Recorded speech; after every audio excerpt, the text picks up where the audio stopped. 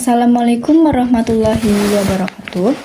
Perkenalkan, nama saya Airina Sheila Ramadhani dari Program Studi Sistem Informasi semester 1 Universitas Muhammadiyah Brebes Selatan. Di sini saya akan melakukan uji kompetensi 2 akhir semester Gasal tahun akademik 2025-2026 dengan mata kuliah Matematika Dasar dan dosen pengampu Ibu Nugi Anditya Sari MPD. Nah, di sini ada soalnya. Yang pertama, penyusunan data. 1. Buatlah data penelitian dengan jumlah data masing-masing 100 dengan ketentuan untuk uji independen sampel t-test 2 kelompok data masing-masing 100 data. Untuk uji paired sampel t-test, data per pasangan sebanyak 100 pasang data. Yang kedua, data penelitian berkaitan dengan hasil pembelajaran matematika dasar. Nah, pada kesempatan kali ini saya akan melakukan uji statistik berupa pengujian independen sampel t-test dan paired sampel t-test terhadap nilai matematika. Tujuan uji statistik adalah untuk menentukan apakah data yang dianalisis mendukung atau menolak suatu hipotesis. Selanjutnya kita akan melakukan uji independen sampel t-test. Nah, di sini uji independen sampel t-testnya. Uji independen sampel t-test adalah uji statistik yang digunakan untuk mengetahui apakah terdapat perbedaan rata-rata antara dua kelompok yang saling independen atau tidak berhubungan. Nah, di sini saya akan melakukan uji independen sampel t-test. Nah, kenapa disebut independen? Karena dua kelompok data yang dibandingkan tidak saling berhubungan atau tidak saling memengaruhi. Di sini saya memiliki data nilai A dan B yang akan diuji. Ini sudah saya salin ya teman-teman, sebanyak 200 data.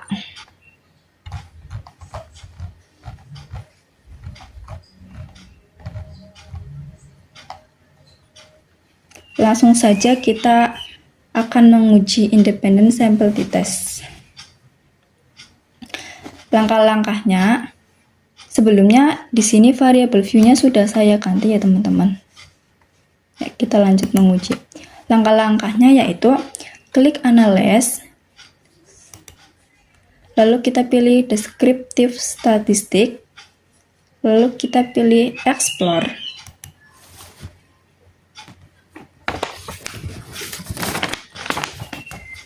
Nah, nilai IPA-nya kita masukkan ke dependent list dan kelas A dan B-nya kita masukkan ke factor list. Lalu kita pilih plots, kita centang normality, kita klik continue, lalu oke.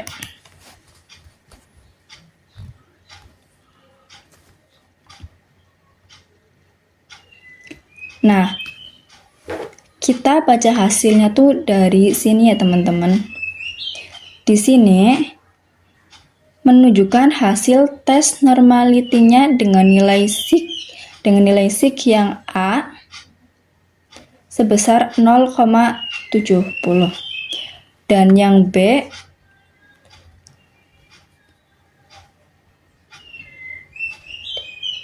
sebesar 0,199. Jadi artinya nilai ini lebih besar daripada 0,05. Karena lebih besar dari 0,05, maka hasilnya terdistribusi normal. Jika hasilnya kurang dari 0,05, maka datanya tidak berdistribusi normal. Selanjutnya kita akan melakukan uji homogenitas.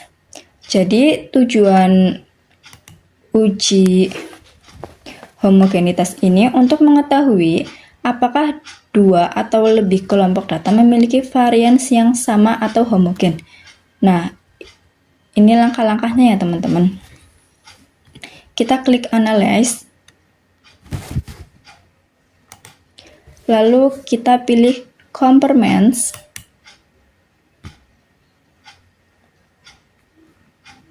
lalu kita pilih yang paling bawah. Kita masukkan ke independent list. Dan yang kelas A dan B kita masukkan ke factor list. Lalu kita klik option, kita centang yang homogen, lalu klik continue, lalu oke.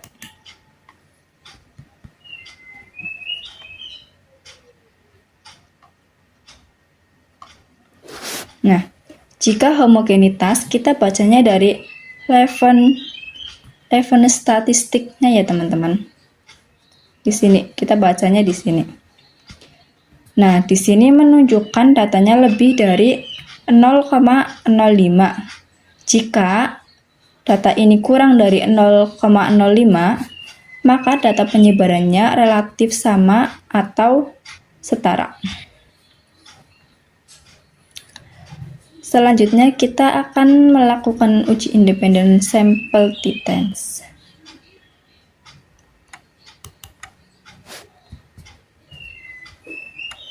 Langkah-langkahnya yaitu klik analyze, lalu kita pilih complements, lalu kita klik yang independent sample t-test. Nah, ini nilai IPA-nya kita masukkan ke test variable,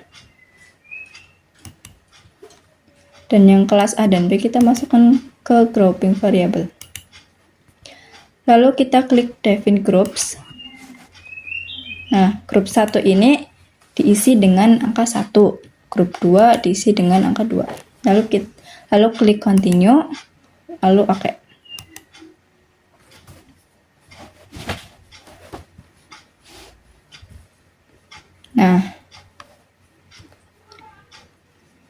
Nah, di sini kita akan membaca hasilnya.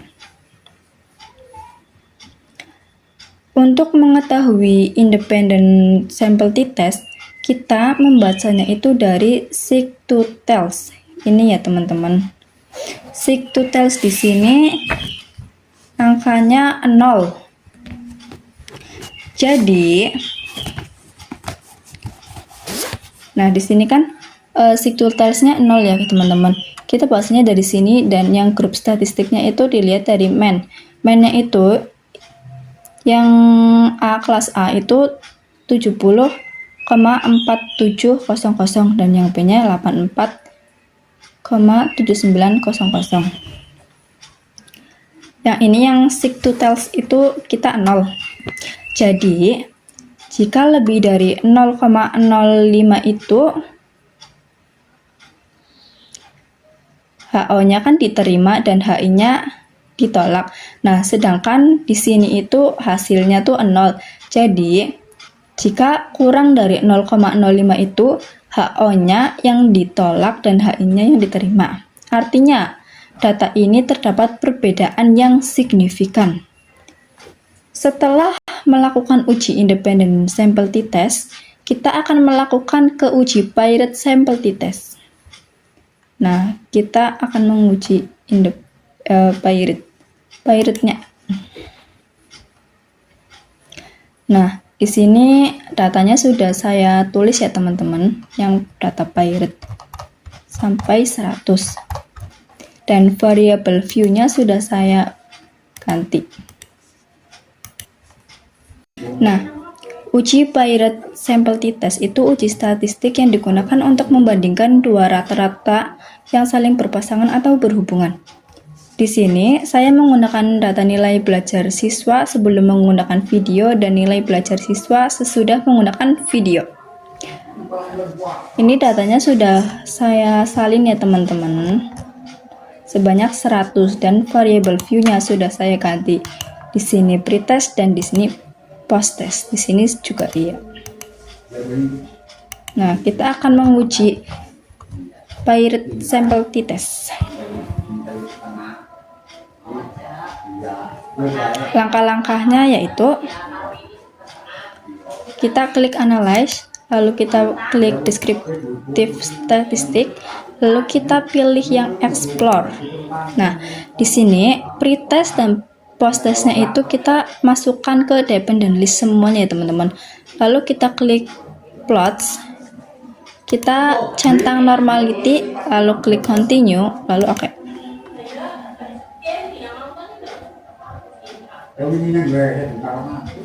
Nah, di sini itu hasil tes normality-nya yang sig-nya menghasilkan nilai yang pretestnya 0,061 dan yang posttestnya sig-nya 0,094. Nah, perhatikan ini lebih dari 0,05. Berarti data ini berdistribusi normal, lalu kita akan melakukan uji Piret sampel t-test. Kita klik Analyze, lalu kita klik Compartments. Kita pilih yang Piret sampel t-test. Lalu kita masukkan yang pretest, masukkan di variabel 1, dan yang posttest ini masukkan ke variabel 2. Lalu kita oke.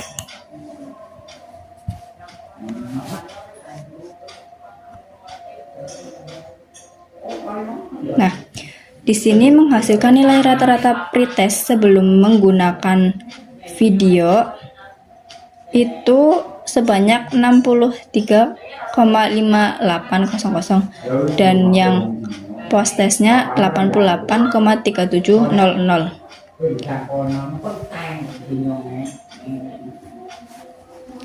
Nah,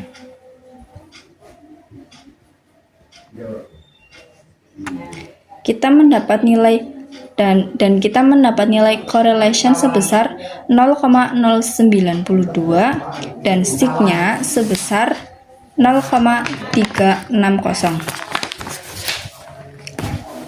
Artinya terdapat hubungan yang kuat antara pretest dan posttest, dan pada tabel Piret sampel t-test kita menghasilkan nilai C2-TELS ini ya teman-teman.